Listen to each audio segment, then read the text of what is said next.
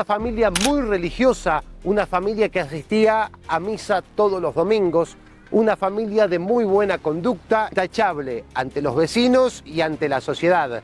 Arquímedes, el patriarca de esta familia, una persona muy nacionalista, tenía un lema de vida que pasaba por la frase Dios, patria y familia. Una persona que fue parte de la Triple A, de la famosa y conocida Triple A, que perpetuó secuestros, que perpetuó crímenes antes del golpe militar de los años 70. Conocido por Juan Perón como uno de los diplomáticos más jóvenes que tuvo ese último gobierno de Isabel Martínez. Arquímedes abordaba un teléfono público en cualquier punto de la ciudad autónoma de Buenos Aires y llamaba a la familia de las víctimas. Arquímedes tenía una obsesión, y es que en determinado momento de la mañana salía todos los días de su vida a barrer la vereda. Fue capturado cuando se dirigía a su trabajo en su vehículo. El entregador de esta persona fue nada más y nada menos que Gustavo Contepomi, uno de los secuaces que formaban parte del clan Puccio. Ricardo Manukyan nunca volvería a ver a su familia. Terminó siendo asesinado con 3 disparos en la cabeza y su cuerpo fue arrojado cerca del río Escobar, que fue secuestrado un 22 de julio de 1982. La familia, que termina pagando $500.000, fue acondicionada en su totalidad para darle la sensación al cautivo de que estaba en el campo. Se ganó la confianza del mismo, pero sucedió algo que hasta acá no había sucedido con los secuestros anteriores. La madre y las hijas, como también la novia de Alejandro, negaron tener conocimiento de lo que estaba sucediendo en la casa. Nos vamos a situar en la Argentina del comienzo de la década del 80. Nos vamos a encuadrar, nos vamos a poner en contexto. Una Argentina que termina los años 70 y comienza los años 70 tratando de dejar atrás una dictadura cívico-militar donde obviamente proliferaban los secuestros, la desaparición de individuos, ya sea por ideología política o por el motivo que sea, y por otro lado la vuelta a la democracia con un gobierno que termina teniendo la figura de Raúl Alfonsín. Los secuestros y crímenes del clan Puccio se dan desde el año 1982 al año 1985. 4 secuestros que fueron efectivos, 3 de ellos que terminaron con la vida, obviamente, de las víctimas.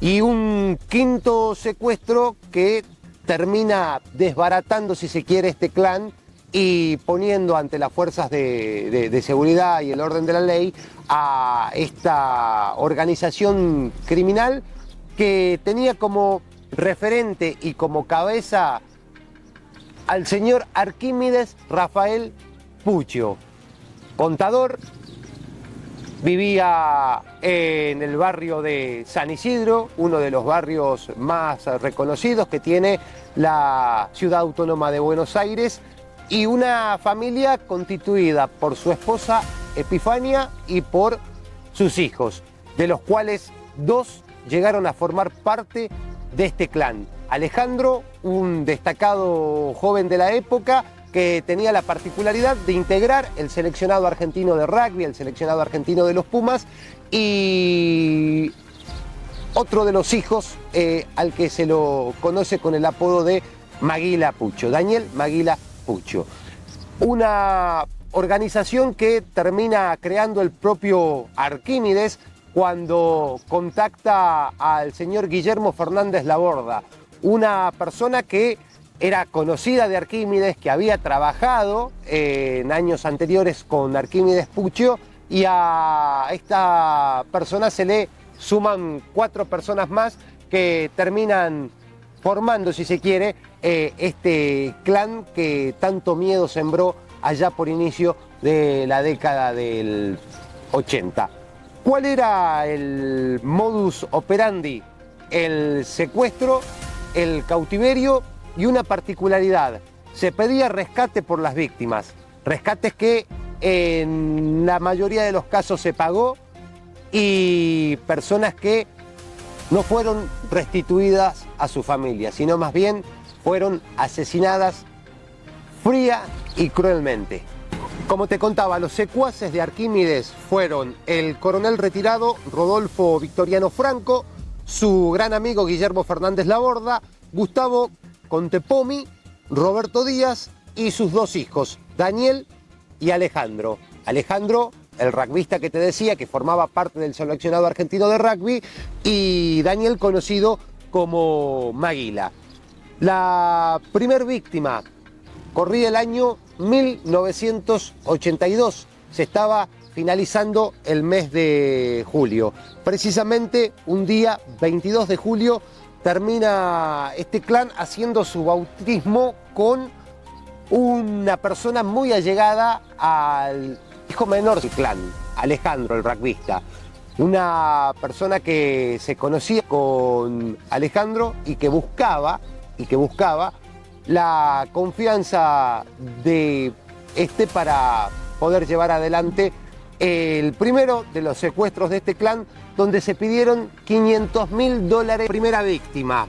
Se trata del empresario Ricardo Manuquian, de 23 años, amigo directo de Alejandro Puccio, el rugbyista, aquel joven que formaba parte del seleccionado argentino de rugby. 22 de julio del año 1982, el bautismo para este clan, para esta organización criminal, que termina abordando a Ricardo Manuquian para posteriormente llevarlo a la residencia de la familia Puccio. Y en un primer lugar, a ver, esto hay que explicarlo bien, la residencia de los Puccio era obviamente el lugar donde se secuestraban a las víctimas. En un primer momento, los secuestros se llevaban adelante en la planta alta que tenía la casa, precisamente en la habitación de uno de los hijos del matrimonio Puccio Vega. En este caso, hablamos de una habitación con un baño privado, con una bañera, que fue acondicionada en su totalidad para darle la sensación al cautivo de que estaba en el campo, de que estaba en las afueras de la ciudad autónoma de Buenos Aires. Las personas que estuvieron en cautiverio en esa residencia de los Puccios jamás imaginaban que estaban en el barrio San Isidro de la Cava. Dado como un cuarto con papeles de diarios y una particularidad, algunos restos y fajos de alfalfa y obviamente, a ver, bosta de animales que cumplían un rol fundamental. Era colocada cerca de la víctima y a través de un sistema de aeroventilación la víctima podía sentir olores y tras percibir obviamente los restos de alfalfa y algunos fardos que había en la habitación, el cautivo creía o pensaba de que estaba en alguna estancia, en algún lugar del campo de la provincia de Buenos Aires. Tuvo que transcurrir 9 días este empresario, amigo justamente de uno de los hijos del clan Puccio, Ricardo Manuquian, de 23 años de edad, que fue secuestrado un 22 de julio de 1982. Y acá lo llamativo del caso. Este empresario tenía un auto antisecuestro, estaba entrenado él mismo para evitar un posible secuestro después de que uno de sus tíos hubiera sufrido una situación similar. Sin embargo, cayó en la trampa porque conocía de manera directa y obviamente se dio en confianza con Alejandro Puccio, uno de los hijos del matrimonio que formaba parte de este clan, de esta organización criminal. 9 días en cautiverio, la familia que termina pagando $500.000 para la liberación de este empresario. El dinero es recepcionado por los captores, pero lo cierto es que Ricardo Manuquian nunca volvería a ver a su familia. Terminó siendo asesinado con 3 disparos en la cabeza y su cuerpo fue arrojado cerca del río Escobar. El cadáver apareció mucho tiempo después en la localidad de Benavides. Pero el dato es el siguiente: Manukyan era amigo íntimo de Alejandro Pucho, el hijo menor de Arquímedes. Finales de julio del año 1982, el bautismo del clan Pucho con el empresario que te nombraba. Prácticamente un año después, no se totalizó el año porque el segundo secuestro se dio a inicios de mayo del año 1983. El clan en ese momento secuestró a Eduardo Aulet, un ingeniero industrial, jugador de rugby en el Club Pueyrredón y recién casado con Rogelia Pozzi, una mujer de las altas esferas de la sociedad argentina. Fue capturado cuando se dirigía a su trabajo en su vehículo. El entregador de esta persona fue nada más y nada menos que Gustavo Contepomi, uno de los secuaces que formaban parte del clan Pucho. Antes de cobrar el rescate, su cuerpo apareció ultimado en General Rodríguez. Recién la policía lo pudo encontrar 4 años más tarde. Se pagó un rescate de $150.000. El pedido original era de $500.000, al igual que el primer secuestro. Tras negociaciones, tras idas y vueltas y tras varios días de cautiverio, finalmente Eduardo Aulet es ultimado por sus captores, pese a que la familia de este ingeniero había pagado los $150.000 que pedía Arquímedes a través de un teléfono. En democracia, con Raúl Alfonsín como presidente de todos los argentinos, el clan decide llevar adelante en el año 1984 el tercer secuestro. En este caso, la víctima va a ser el empresario Emilio Naum, 38 años de edad, dueño de las tiendas McTaylor, tiendas muy, pero muy conocidas en la República Argentina en aquellos años del inicio de la década del 80. 22 de junio de 1984, Emilio Naum termina siendo secuestrado. El plan, o mejor dicho, la idea era, a través de Arquímedes, ganar la confianza de este empresario para que los pueda acercar desde la parada donde estaba Arquímedes y otras personas por abordar un colectivo, hacerle seña para que justamente este empresario Emilio Naum los pueda acercar unas cuantas cuadras. Pucho conocía bastante bien a su tercera víctima. Lo paró mientras este se dirigía en su auto particular desde una parada de colectivo, se ganó la confianza del mismo, pero sucedió algo que hasta acá no había sucedido con los secuestros anteriores. El empresario Naum presentó resistencia a su secuestro, termina forcejeando con 2 de sus captores, termina complicándose la situación para el clan en este tercer secuestro. De inmediato, uno de los integrantes del clan, todavía no queda bien definido quién de todo fue, le asesta varios disparos ante la reticencia, obviamente, de este empresario y la negativa de ser secuestrado. En el forcejeo, uno de sus 3 abordantes termina sacando un arma de fuego y terminan matándolo al empresario Naum. Rápidamente emprenden la fuga de lo que era este tercer secuestro, que tiene la particularidad que ya se da en democracia argentina. Los 2 anteriores se habían dado durante los últimos años de la dictadura cívico-militar. En 1985, 23 de agosto, la policía allanó por sorpresa la residencia de los Pucho, ya cuando el clan había efectuado un nuevo secuestro. Nada más y nada menos que una mujer, en este caso, la única que fue a secuestrar el clan en su raid, que ya venía desde el año 1982. En este caso, Hablamos de la empresaria Nélida Bolini de Prado, de 58 años. Ya llevaba prácticamente un mes de cautiverio cuando la policía tenía sospechas sobre esta familia, pero no sabían nada de los secuestros anteriores. Cuando llegaron las fuerzas de seguridad, las fuerzas del orden, la residencia familiar de los Puchos, encontraron a Alejandra en el sótano que ya se había acondicionado para captar a las víctimas. Estaba Alejandro Pucho junto a su novia, el resto de la familia, y tras esta irrupción, tras este allanamiento, las fuerzas de seguridad terminan dando con esta mujer.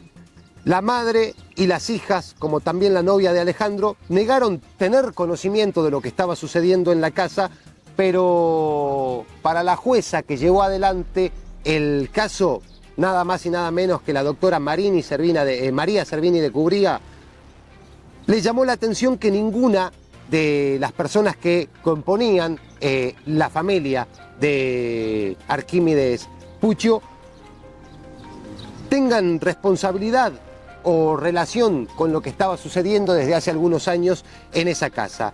Según los psicólogos que atendieron a la familia, la única que tenía una edad para no comprender lo que pasaba era Silvia, la hija menor del matrimonio, la hermana más chica de los Pucho. ¿Cómo llegar a entender y también, ponerse en el lugar de los abuesos y en definitiva las fuerzas de seguridad que llevaban adelante esta investigación? ¿Cómo se da la caída de este clan?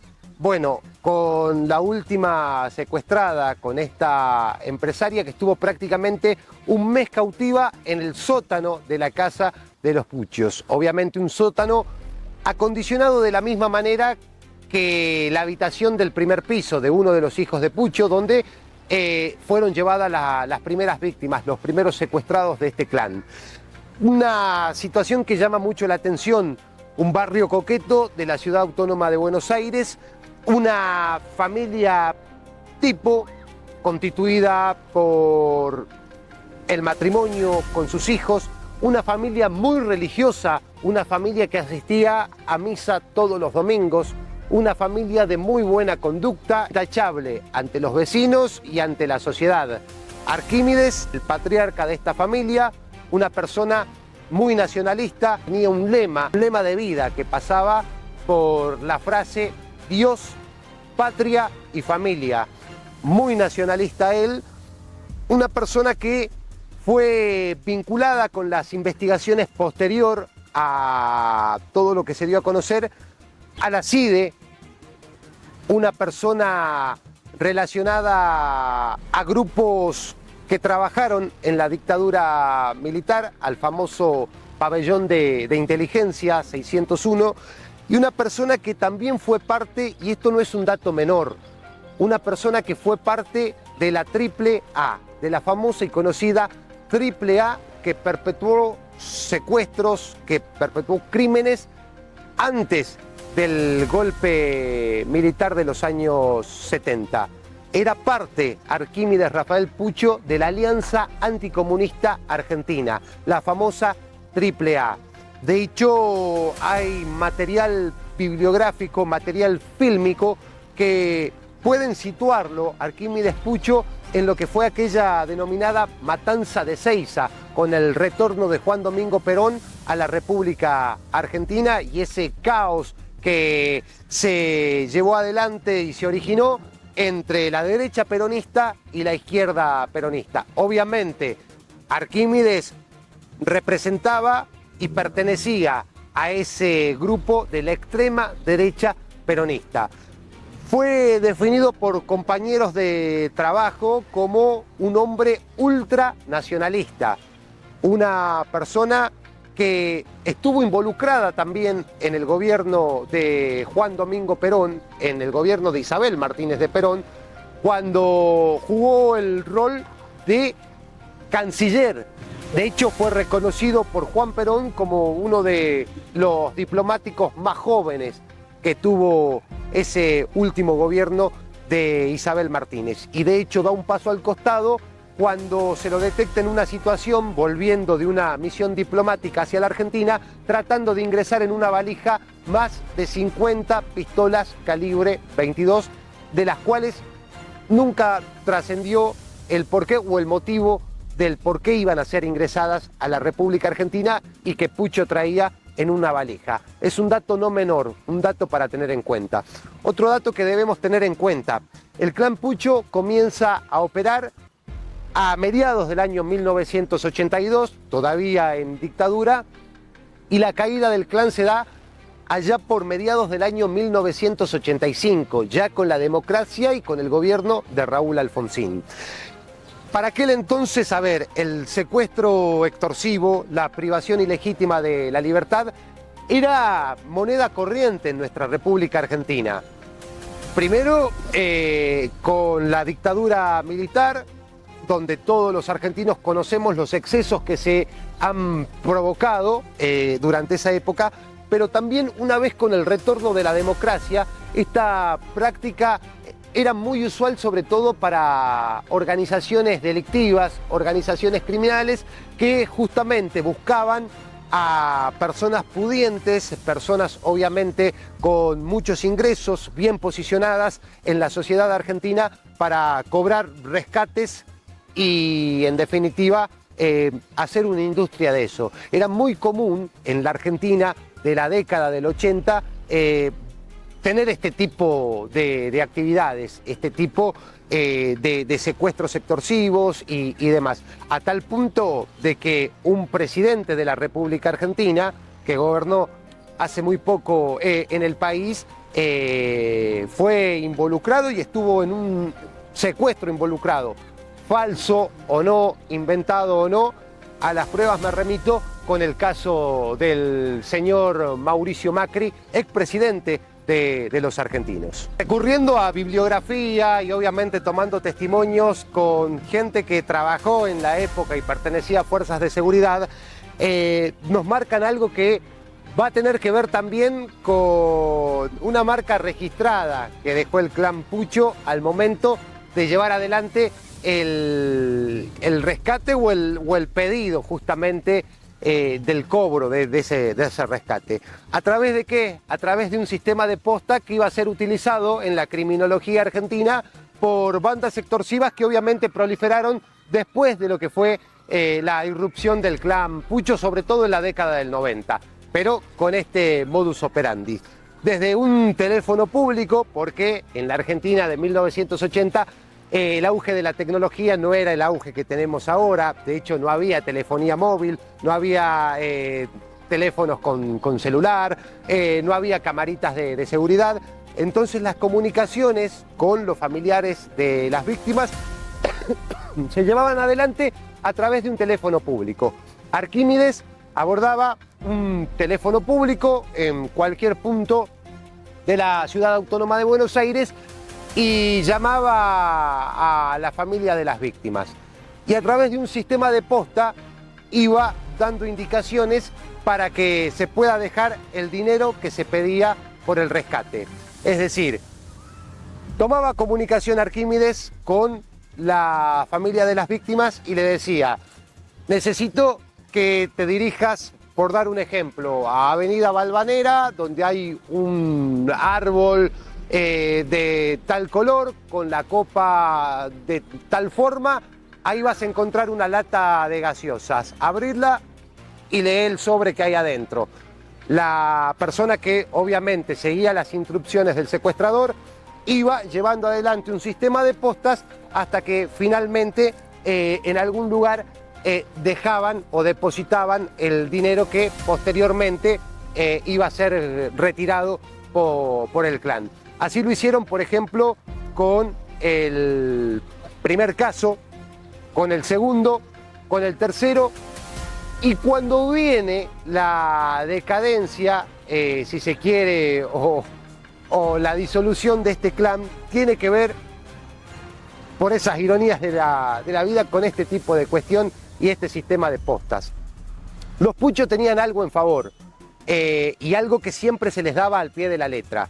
Siempre, a ver, antes de nombrar la suma de dinero o el lugar a donde tenían que ir a dejarlo, lo primero que hacían desde el clan era decirle a los familiares de las personas secuestradas: ni se te ocurra tomar contacto con la policía o denunciar esta situación, porque automáticamente la persona que tenemos con nosotros pierde la vida. Y en los primeros 3 secuestros funcionó, porque familiares no dieron aviso a la policía, más allá de que nunca les devolvieron a la persona con vida. Pero con este último secuestro del clan, este secuestro que se dio en el año 1985 con la empresaria Bonini, se dio una situación en particular. Desde el minuto 1, al recibir la primera llamada de este secuestro extorsivo de la empresaria, la familia de la empresaria decidió darle aviso a la policía. Y ahí es donde comenzaron las pesquisas y comenzaron ya directamente las autoridades y las fuerzas de seguridad a seguir a los familiares en este sistema de posta que le daba el clan Pucho. Así fue como se pudo llegar al sótano de la residencia del barrio San Isidro, donde estaba cautiva más de 60 días esta empresaria, y la pudieron rescatar con vida. Mucha conmoción y mucho asombro también al momento del allanamiento. Los vecinos del barrio San Isidro no podían entender y no podían creer que se esté allanando la casa de Arquímedes Rafael Pucho, de esa familia que era una familia ejemplo, que todos los domingos iba a misa, que todos los días mostraban a la figura patriarcal de esa familia como el vecino ejemplar barriendo la vereda, porque Arquímedes tenía una obsesión, y es que en determinado momento de la mañana salía todos los días de su vida a barrer la vereda. Esto obviamente los investigadores después lo terminan explicando. Pucho tenía este hobby y lo llevaba adelante, Arquímedes, al hecho de barrer la vereda, porque de esa manera él se aseguraba los movimientos de la zona, de que no haya nada raro, nada fuera de lugar y que todo esté bajo control. Sobre todo que la gente de la afuera de la residencia de los Puchos no se entere ni sospeche de que en esa casa habían víctimas que estaban días, semanas y hasta meses enteros secuestradas y tratadas de la peor manera. Cuando irrumpe la policía al domicilio del barrio San Isidro, al primer lugar que se dirigen es obviamente a la habitación de arriba, a la habitación de uno de los hijos de Arquímedes Pucho, donde en un primer momento se llevaron adelante los primeros secuestros. No encontraron, evidencias resonantes, aunque hubo algo que sí le llamó la atención a los investigadores. Y eran restos de diarios y de cintas que estaban colocados en algunos bordes uniones de las paredes.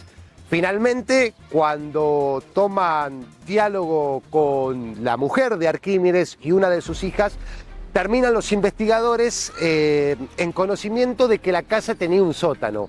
Y es ahí donde encontraron no solamente a la empresaria Bonini, de 53 años, que estaba secuestrada, sino también encontraron muchas similitudes con la primera habitación, la que quedaba en la planta alta de esa residencia. Y volvemos a lo mismo, a ese detalle que te conté en un inicio del video. Una pieza, en este caso un sótano, acondicionado con papeles de diarios en todas sus paredes, papeles de diferentes recortes, de diferentes revistas, de la época obviamente, y los famosos fajos de alfalfa.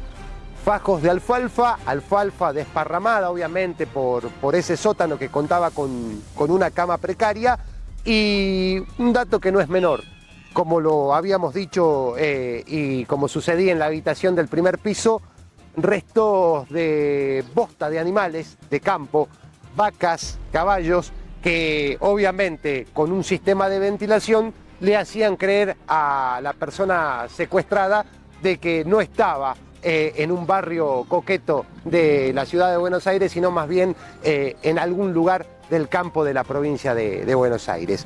Lo cierto es que tras el allanamiento queda detenida la familia completa y uno a uno la policía fue deteniendo a los integrantes de este clan. ¿Qué vino después de eso? A ver, el juzgamiento, una condena a reclusión perpetua y atentados contra la vida misma de integrantes del clan, a tal punto que Alejandro, este rugbyer, en un momento del proceso judicial, decide arrojarse del cuarto piso de tribunales al vacío, tratando obviamente de quitarse la vida, sobre todo por las condenas que iba a recibir. Si bien la policía termina llegando al allanamiento por el caso de la empresaria Bonini, finalmente terminó saliendo a la luz los otros secuestros que anteriormente llevó la familia en esa residencia del barrio San Isidro. Alejandro Pucho quiso atentar contra su vida. Te contaba que en una audiencia en tribunales se arrojó de un cuarto piso con la mala suerte que cae al vacío y termina quedando con vida. Lo cierto es que Arquímedes recobra la libertad, era contador de profesión, pero una vez apresado llevó adelante la carrera de abogacía, carrera a la cual terminó, título al cual accedió, y una vez recobrada la parte de la libertad y los últimos días de la prisión domiciliaria, Arquímedes Pucho decide pasarlos en la provincia de La Pampa, donde termina perdiendo la vida en el año 2013, en una edad avanzada ya. Y un dato que no es menor, porque el que mal anda, mal acaba. Al funeral de Arquímedes Pucho no asistió absolutamente nadie, ni la pareja que tenía en esos momentos, y terminó conquistando, si se quiere, tras su reclusión en la cárcel. Lo cierto es que nadie reclamó el cuerpo, él mismo fue enterrado en una fosa común. Y así se termina la historia, allá por el año 2013, de uno de los psicópatas y sádicos más sanguinarios que tuvo la historia de la criminología argentina. Una persona totalmente recta, una persona con una frialdad terrible, una persona que disfrutaba y gozaba del cautiverio de sus víctimas y sobre todo de la angustia y del sufrimiento. Arquímedes Rafael Pucho sentía una especie de éxtasis. Algún investigador lo definió así: ver el sufrimiento y, si se quiere, la angustia de la víctima, Arquímedes le provocaba un orgasmo.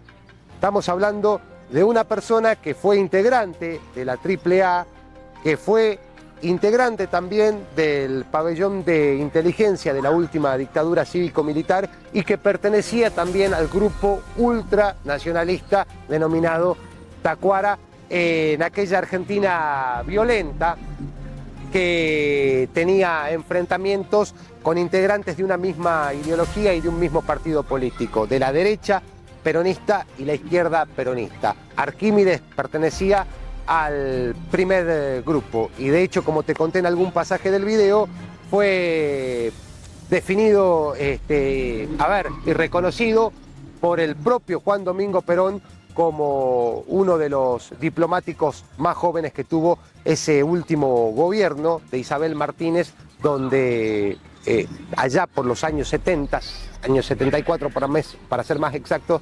termina provocándose no solamente la vuelta de Perón, sino también la muerte de este ícono de la política de nuestro país. Hoy en día sigue viva Epifania, la esposa de Arquímedes, y alguno de sus hijos. Una situación que también nos marca cómo en las altas esferas, porque siempre hay un pensamiento de que este tipo de situaciones suele sucederse en las esferas más bajas de la sociedad. Bueno, la historia del clan Pucho también marca eso, ¿no? Que en las altas esferas de la sociedad también se cocinan y pasan situaciones como estas que conmocionó a todo un país, un clan que operó desde el año 1982, desde el primer secuestro, que fue el bautismo, a un 22 de julio de 1982, hasta mediados del año 1985. Entre la última dictadura cívico-militar y el comienzo de la democracia está el caso de la familia de este señor y de este clan, del clan Pucho, que obviamente lo queríamos preparar, te lo queríamos comentar y esperamos los comentarios, obviamente, acá abajo. Y demás está decir que, bueno, te suscribas al canal y sigamos compartiendo información para poder hacer crecer esta comunidad.